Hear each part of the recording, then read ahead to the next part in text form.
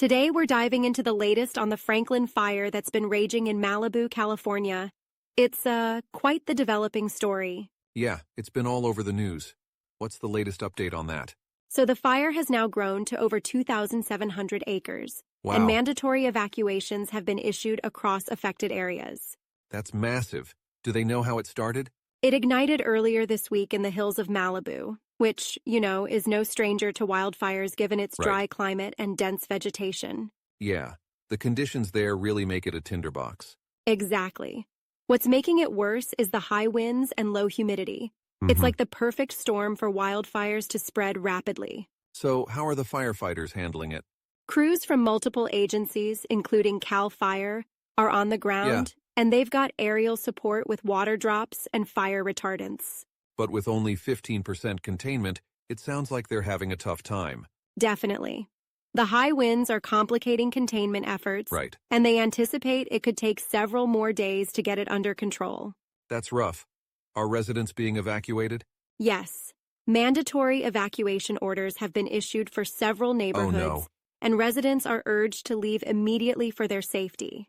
I can only imagine how stressful that must be for them. Absolutely.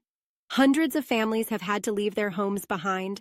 Unsure of what they'll return to, it's an emotional and financial toll that's hard to quantify.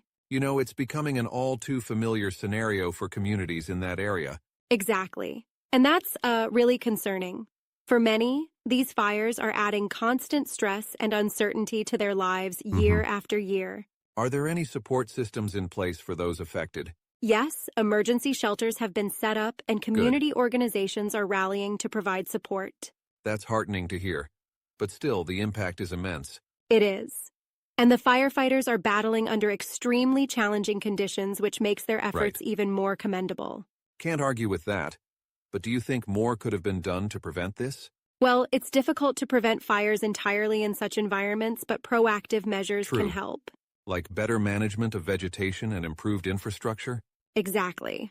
But with climate conditions intensifying, it's an uphill battle. Speaking of climate, do you think this is connected to broader climate change issues? Definitely. Prolonged droughts and higher temperatures contribute to these perfect conditions for wildfires, so it's all interconnected. It's alarming. What can residents do in the meantime? Stay informed through official channels like Cal Fire and local news outlets, and importantly, follow evacuation orders promptly. Safety first. It's crucial not to take any unnecessary risks. Absolutely. And as the situation unfolds, community support is vital. Everyone needs to come together during times like these. Agreed. It's a collaborative effort to get through such crises. And hopefully, the firefighters can gain the upper hand soon, Fingers and people crossed. can return to their homes safely. Let's hope for the best. Is there any way for people outside the area to help? Donations to reputable organizations providing relief can make a difference, and raising awareness always helps. That's something we can all do. Definitely. Well, we'll continue to monitor the situation and provide updates as they come in. Sounds good. Thanks for shedding light on this critical issue. Anytime. And to our listeners, please stay safe and informed, Absolutely. especially if you're in or near the affected areas. Take care, everyone.